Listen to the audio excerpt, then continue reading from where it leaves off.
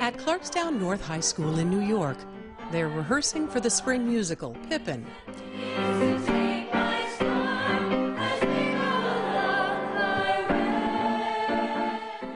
The annual junior-senior volleyball game is underway.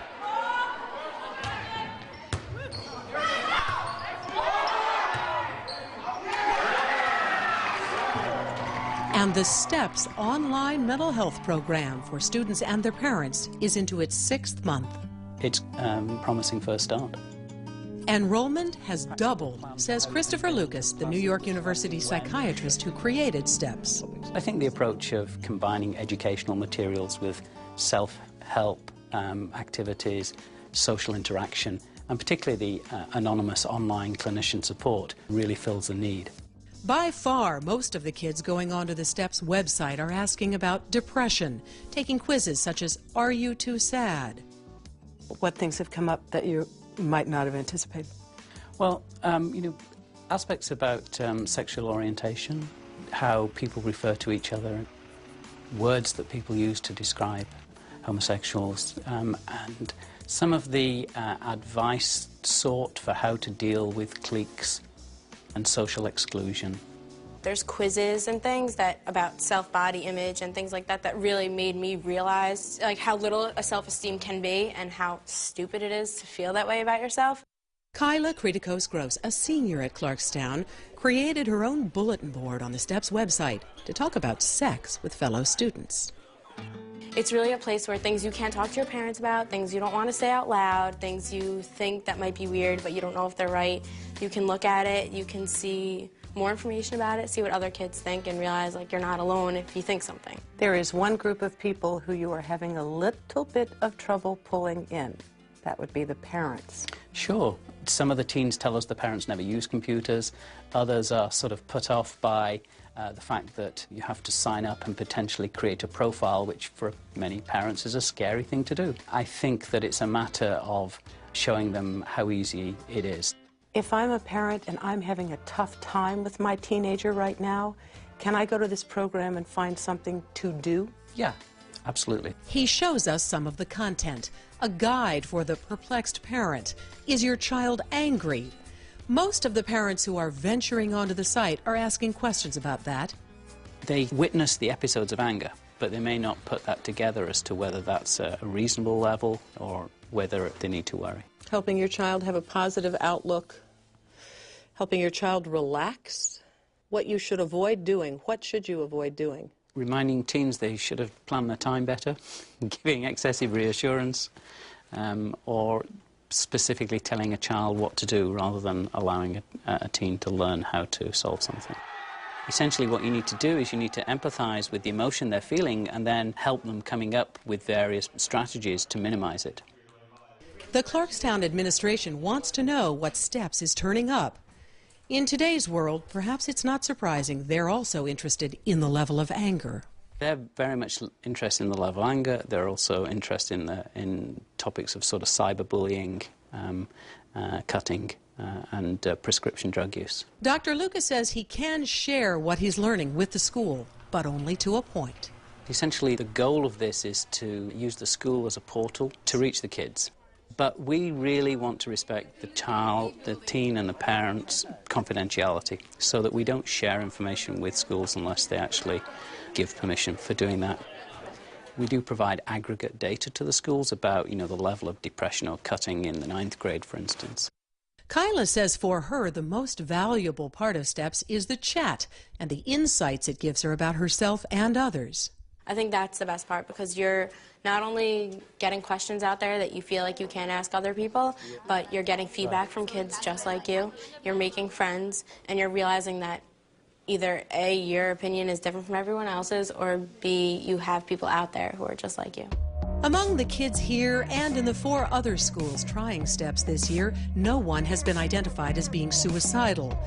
But the goal of this program is to reach teens before it ever gets that bad. Thank you. I'll see you later. And what time? Assistant Principal David Jacob is usually on the receiving end of the most acute cases. Jacob, who lobbied for steps in the first place, says he's really hoping it'll come back to school with the students next year. I worry about my students. I worry a lot about them. I worry about the students that, despite all of the work that I do, I'm still missing in some way. Those are the students that I lose sleep over at night. To me, at least, STEPS is one of the safety nets that these students might have to get them when they are unreachable by me.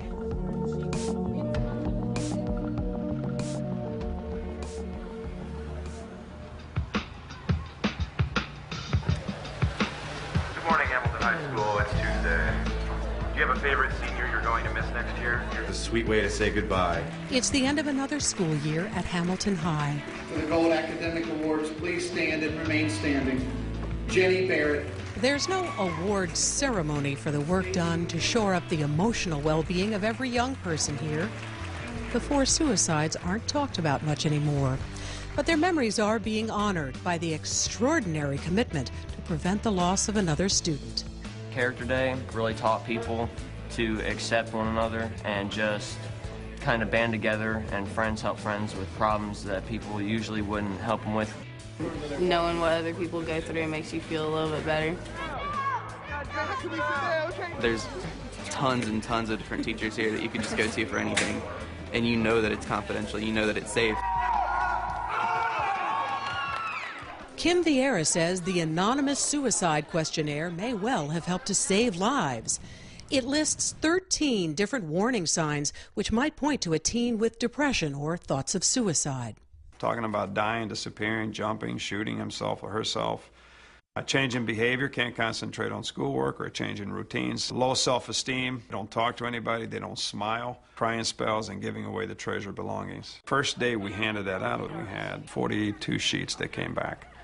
And we tracked down every one of the students. Counselors did a super job, and they got down to about 8 or 9 that had already thought about it, had already discussed it, and had already planned it. At least 60 students were identified as needing more mental health services than the school could provide and were referred on to local professionals.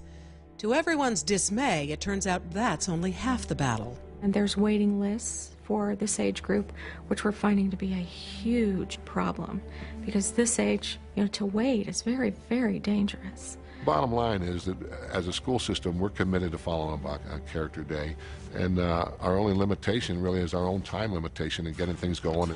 Time to train for the next day-long event. I'll talk. Oh, you want to talk? No, go ahead. You want to do the hugs? I was thinking all 3. Okay. Yeah, I'll talk about the hugs. Okay. Time to meet with students who are drawn to the hands around your door. Time to gather the crisis team and pounce on an emergency right when it happens. For schools whose primary mission is to teach, all of this takes a lot of time. There's certainly no shortage of students that want help, and we've got them wanting help. In other words, I can't tell how many students have come up into the halls and say, Coach Place, I'm really into Character Day. What are we going to do now? And I keep trying to say to them, it's coming, it's coming. What's important now is that we make Hamilton High School the best high school in America because we take Character Day and make it part of our everyday lives. By year's end, Matt Davidson, come on up. When the caps and gowns are handed out and the last prom dance has ended, there is much to be proud of, and it's still a work in progress. The school will do it all again next year. Myself and also the staff and others here hope and pray that we've done the right things to help young people at least feel like there's a voice where they can go, or someone they can listen to or talk to.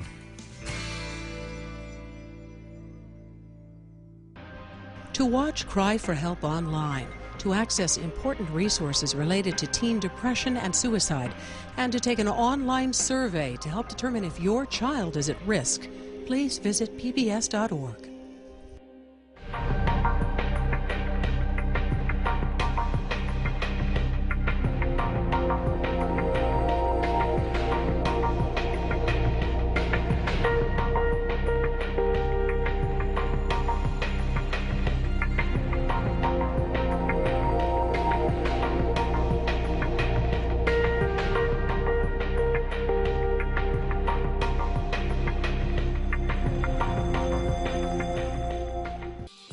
Cry for Help was made possible by the estate of Maria Sielska, the Irene Ritter Foundation, Judy Collins, the Leon Lowenstein Foundation, Donna and Phil Satow, the Marion E. Kentworthy Sarah H. Swift Foundation. Additional funding for Cry for Help was provided by more than 3,000 members of 13. A complete list is available from PBS. And by contributions to your local station from viewers like you. Thank you.